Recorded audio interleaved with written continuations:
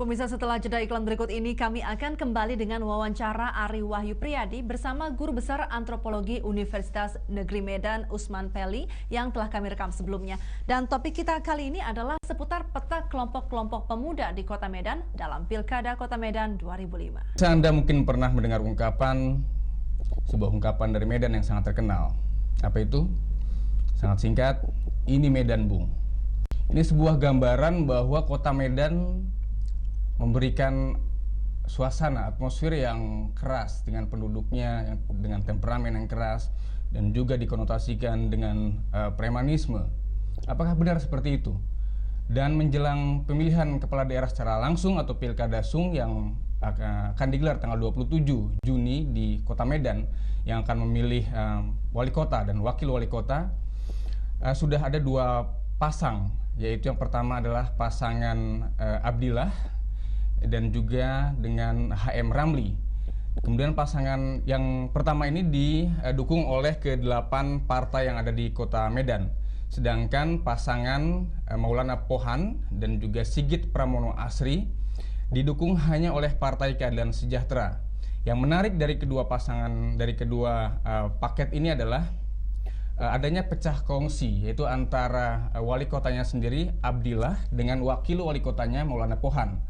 Abdillah berkongsi dengan sekda kotanya yaitu HM Ramli, tetapi harus berpisah dulu dengan Maulana Pohan. Dan sekarang kita akan bahas lebih jauh dengan Guru Besar Antropolog dari Universitas Negeri Medan, yaitu Usman Peli. Selamat malam, Pak Usman. Oh, selamat malam, Pak Sigit. Ari, Pak. Pak Usman. Iya, iya. Anda melihat mungkin di Kota Medan, kita bicara sangat spesifik dan fokus ke Kota Medan. Ada 4 suku ya, Pak ya, 4 suku yang suku besar. Yang pertama Jawa, Jawa, Batak, kemudian Cina dan Minang. Bapak melihat apakah ini akan terjadi polarisasi antara suku-suku ini untuk mendukung pasangan yang satu dengan yang lain? Ya, begini di Ari ya. Sekiranya itu terjadi ya kan, tidak akan menimbulkan masalah yang serius ya. Karena kita pernah berpengalaman tidak lama, yaitu pemilihan anggota DPD. DPD ya. Anggota DPD itu yang terpilih itu di luar dugaan semua orang, ya kan? Bahwa keempat putra yang menjadi anggota DPD pilihan rakyat Sumatera Utara atau penduduk Sumatera Utara itu berasal dari sebuah kelompok, adalah kelompok Tapanuli. Nah, Tapanuli Selatan. Ya, dan ya kita katakanlah begitu ya kan. 4 itu. Ternyata pula bahwa yang memilih itu ternyata itu bukan hanya dari kelompok itu saja ya kan. Umpamanya penduduk Sumatera Utara ini yang terbesar itu adalah berasal dari Jawa ya kan. Berapa persennya, Pak? Sekitar 30-an. 30%. Tapi ternyata tertinggi ya kan? Ya. Bahwa yang 30% itu tidak memplot diri kepada tokoh-tokoh yang juga muncul pada waktu pemilihan anggota-anggota DPD itu kepada tokoh-tokoh yang berasal dari Jawa atau juga yang kita katakan dari Puja Kesuma.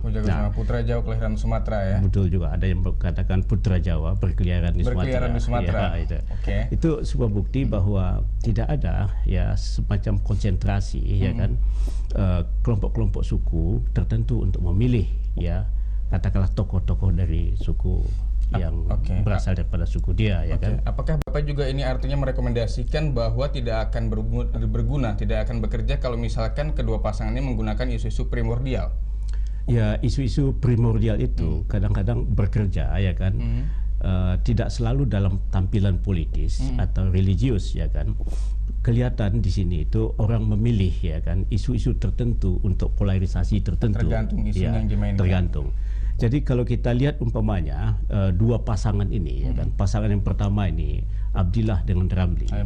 Kalau misalnya kita lihat bahwa muasal suku kelompok yang pertama ini, Pak Abdillah dari Pak Abdillah tentu keturunan Arab Melayu ya kan. Kemudian Ramli ini kelompok Tapanuli Selatan yang sudah memelayukan diri kan begitu. Jadi betul-betul dia mewakili kultur orang Medan atau anak Medan. Di atas kertas di Kota Medan seharusnya dia bisa yang mendapatkan mendulang banyak suara ya.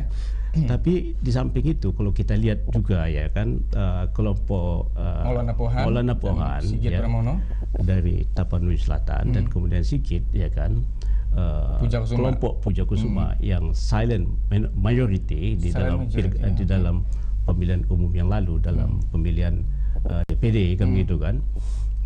Ini tentu saja kalau misalnya kedua pasangan ini betul-betul bercokol menghandalkan kelompok-kelompok suku ini, maka tentu saja yang akan menang nanti Pak Sigit, ya kan, dan Pak Maulana Pohan, ya kan, karena dia mewakili katakanlah misalnya daerah Tapanuli Selatan dan Jawa, ya kan. Kota Medan ini Jawanya kalau menurut statistik yang saya lakukan tahun 80 sekitar 30% juga, ya kan. Dan sekarang ya kan perkembangan itu agak stabil, ya kan. Tambah 25 tahun kemudian masih 15%, jadi sudah 45% sendiri, dia kan. Nah, tapi apakah itu yang akan berbicara pada Pilkada Sung ini? Saya menyaksikan, ya kan, karena afiliasi etnis yang terjadi yang membuat polarisasi ya, itu tidak murni afiliasi etnis, ya kan, tapi afiliasi kepentingan. Karena umpamanya saja tukang becak, ya kan, kalau kita cek tukang becak itu, ya kan, itu tidak dari satu suku bangsa, mungkin dari belasan, ya kan. Itu sudah terjadi. Kalau misalnya kita cek mahasiswa, itu begitu juga, ya. Jadi agak riskan. Kalau soal friksi, Pak Usman, friksi apakah nanti akan berkembang menjadi sebuah konflik? Katakanlah, kalau melihat dari sejarahnya Kota Medan miskin, ya, konflik yang bisa pecah seperti besar di Jakarta. Pak Usman masih melihat nanti walaupun ada friksi tetap tenang nanti Kota Medan? Karena afiliasi yang terjadi dalam masyarakat Kota Medan ini tidak hanya afiliasi antar etnis, tapi juga antar kepentingan yang lain, gitu kan. Afiliasi bisnis, afiliasi sosial, afiliasi politik. Artinya kalau misalkan di tingkat grassroots itu kepentingan politik atau ekonomi budaya yang diangkat oleh pasangan ini, mereka akan memberikan suaranya ke pasangan ini. Ya, itu juga belum tentu, ya kan. Terutama penduduk Kota Medan, ya kan, itu makin lama makin rasional. Dalam pengertian apa? Dalam pengertian mereka itu mempunyai perhitungan tidak didasarkan kepada satu afiliasi, ya kan. Nah, kalau misalnya kita tadi bersikukuh bahwa kemungkinan ada afiliasi etnis di sini, katakanlah dukungan kelompok etnis, ya itu mungkin saja. Umpamanya saja, ya, kalau misalnya kita lihat tampilan kelompok-kelompok etnis selalu sifatnya religius dan politis. Itu yang dimainkan. Nah, tapi ini juga tidak dalam pengertian kelompok Batak, umpamanya kan satu pendapat, satu pola, ya kan. Mungkin kalau salah satu marga itu yang seperti di tampil dalam koran-koran kemarin, ya kan, itu mendukung katakanlah kelompok yang kedua, ya kan, Pohan dan Sigit, ya kan. Tapi belum ada dukungan seperti itu. Kalau nomor satu, Pak. Iya, nomor satu, ya begitu kan. Dapat angka satu. Ya kan. Tapi apakah semua marga di kalangan orang Batak, ya kan, akan menuruti marga yang satu yang kemarin itu muncul? Saya masih menyaksikan belum tentu.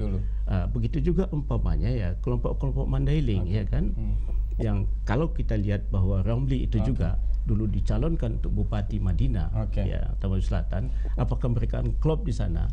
Nah, itu juga masih Pak Usman. Sekarang waktu kita sudah habis, jadi kita harus tutaskan di sini. Tapi yang pasti mungkin tegaskan, mungkin kecil kemungkinan untuk jadi friksi, ya Pak, ya? Atau kecil sekali. Terima kasih Pak Usman Pelly atas kehadirannya di siaran Pilkada Sung Metro TV. Terima kasih. Pemirsa, demikian wawancara kami dengan Guru Besar Antropolog Universitas Negeri Medan, Usman Pelly. Jakarta orang mengenal Jakarta Fair. Di Medan terkenal dengan Medan Fair-nya. Medan Fair yang sebelumnya berada di pusat kota Medan, kini telah dipindah ke kawasan pinggir kota. Namun di bekas lokasi bekas Medan Fair, kini berdiri Plaza Medan Fair.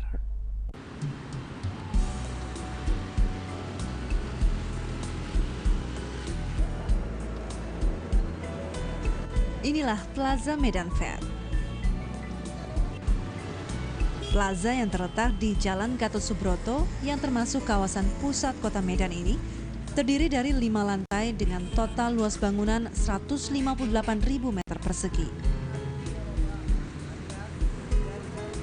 Plaza ini dibangun dengan biaya 450 miliar rupiah.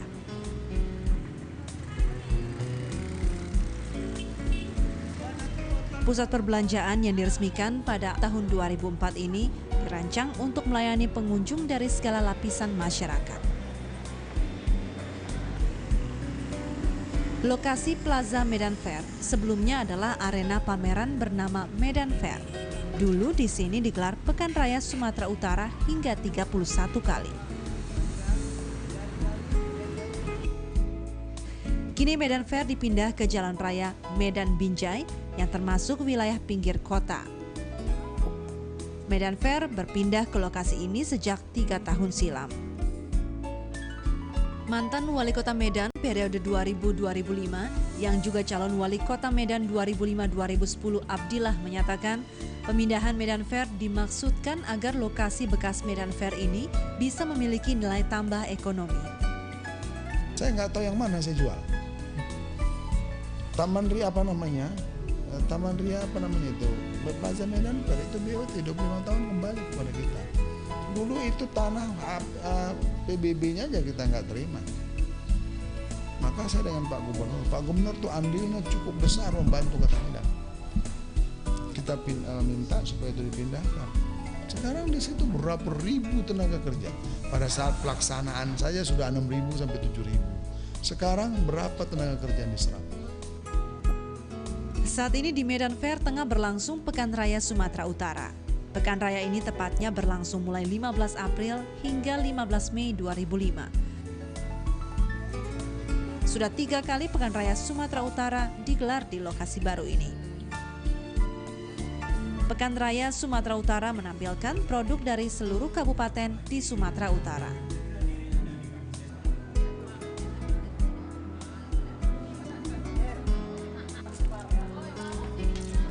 Di lokasi Medan Fair pada Pekan Raya Sumatera Utara ini juga disediakan banyak permainan untuk anak-anak seperti komedi putar.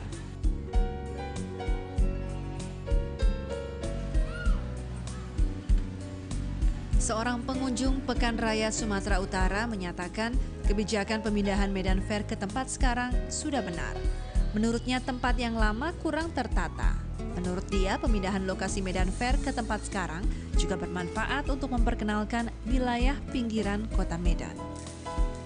Tapi kalau menurut saya sih sebenarnya sudah tepat ya di sini karena ini juga bisa salah satu cara untuk pengembangan wilayah kan, pengembangan wilayah ke daerah pinggiran. Dan para peserta Pekan Raya Sumatera Utara juga menganggap pemindahan Medan Fair ke lokasi yang sekarang sudah tepat. Menurut mereka di lokasi yang lama lalu lintasnya semrawut. Namun menurut para peserta pameran, lokasi Medan Fair sekarang terbilang sepi pengunjung. Menurut mereka sepinya pengunjung diakibatkan oleh kurangnya sosialisasi.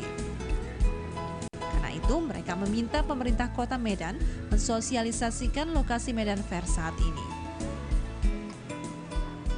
Memang ya dari segi pengunjung, nah ini barangkali boleh dikatakan karena masih tahap merupakan pengenalan, jadi belum begitu diketahui masyarakat sekitarnya, sehingga pengunjung itu kalau dibanding dengan di lokasi yang lama, ini memang jauh berbeda. Nah, terlebih-lebih pada tahun kedua setelah pindah di Tapendaya ini sangat terasa sekali, Pak. Kalau PRSU yang baru ini, dia banyak penduduk yang belum tahu. Penduduk sekitar Kota Medan itu banyak yang belum tahu.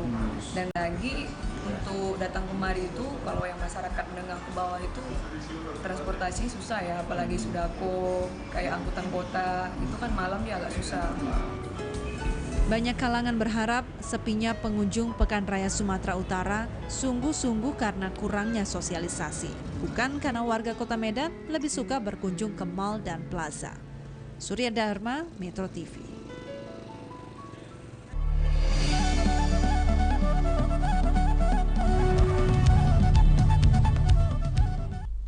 Pemirsa, laporan tadi menutup jumpa kita malam ini. Saya Virji Bakar atas nama seluruh kerabat kerja yang bertugas mengucapkan terima kasih atas kebersamaan Anda. Selamat malam pemirsa dan kita jumpa lagi esok malam. Sampai jumpa. Karena sebagian kelurahan lainnya masih melakukan pendataan. Proses pemantapan daftar pemilih tetap untuk Pilkada Medan 27 Juni mendatang masih berlanjut di sejumlah kelurahan. Seperti di Kelurahan Sayagul, Kecamatan Medan Barat, panitia pemungutan suara setempat masih melengkapi pendataan bagi para pemilih tambahan. Hal ini dilakukan karena daftar pemilih untuk Pilkada Medan bersumber dari daftar pemilih tetap pada pemilihan umum calon presiden tahun lalu yang kemudian dilengkapi lagi dengan proses pendataan bagi para pemilik hak suara yang belum terdata ditambah dengan pemilih pemula. Menurut panitia pemilihan suara setempat, proses penetapan daftar pemilih ini terkendala karena jadwalnya yang mundur dan dananya yang minim, yaitu Rp90.000 per kepala lingkungan.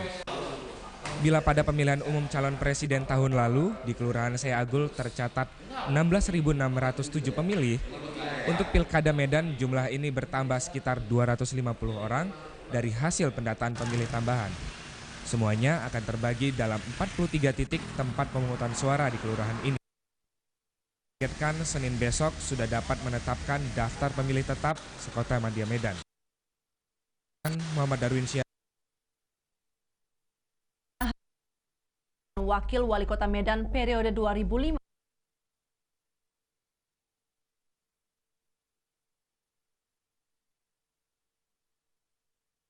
Pilkada Kota Medan dan Dinas Pertamanan Kota Medan masih berupaya melakukan kota spanduk yang mereka pasang.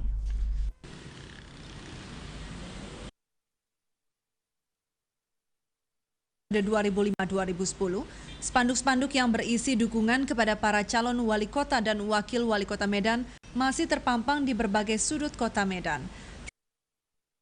Protokol. Padahal menyusul penetapan pasangan calon wali kota dan wakil wali kota Medan, KPU Kota Medan telah mengirim surat kepada Dinas Pertamanan untuk menurunkan Pertamanan Kota Medan. Randi Mantarigan mengatakan pihaknya masih berupaya melakukan langkah persuasif kepada para pendukung kedua pasangan untuk menurunkan spanduk-spanduk yang mereka pasang. Kenapa? Hal ini kami tidak mungkin menurunkan, itu dari komponen masyarakat. Nah tentu kami akan berbenturan dengan mereka-mereka itu. Ketua Panitia Pengawas Pilkada Kota Medan 2005, Widodo Basuki menyatakan ia juga akan mengambil langkah-langkah persuasif. Karena menurut Widodo Basuki, tindakan yang bersifat represif menjadi langkah terakhir yang akan ditempuh Panwasli. Menindak tentu merupakan pilihan terakhir bagi Panwas, terutama dengan maraknya spanduk-spanduk yang bertebaran di ruas-ruas jalan sehingga mengganggu pemandangan Kota Medan. Sehingga kami menempuh cara-cara yang lebih persuasif, yaitu dengan memberikan peringatan kepada komponen masyarakat siapa saja yang memasang spanduk. Sesuai dengan jadwal yang disusun KPU Kota Medan, pemasangan spanduk bernada kampanye baru bisa dilakukan pada masa kampanye, yaitu 10 Juni hingga 23 Juni 2004. Tim Liputan Metro TV. Sejumlah kecamatan di Kota Medan mengikuti Festival Tahtim yang merupakan salah satu bentuk kebudayaan Islam. Dan calon wali kota Medan periode 2005-2010 Abdillah menghadiri Festival Tahtim ini.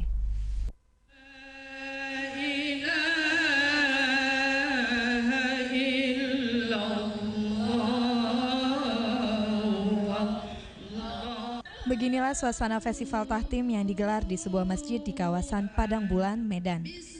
Tahtim adalah salah satu ekspresi kebudayaan Islam. Penyelenggaraan Festival Tahtim dimaksudkan untuk melestarikan salah satu kebudayaan Islam. Sebagaimana budaya Marhaban dan Barzanji, Tahtim berisi pujian-pujian terhadap Nabi besar Muhammad SAW.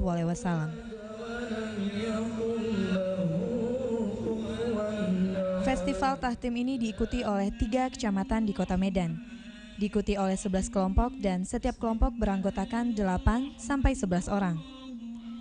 Para peserta dituntut membawakan tahtim dengan suara merdu, pengaturan nafas yang tepat, serta keserasian atau kekompakan kelompok. Selain dihadiri oleh sejumlah pejabat kecamatan, festival ini juga dihadiri oleh calon wali kota Medan periode 2005-2010 Abdillah. Hadir pula anggota DPR RI dari Partai Demokrat Yusuf Pardamaian yang ketika itu bertindak sebagai penceramah. Puji Santoso, Metro TV.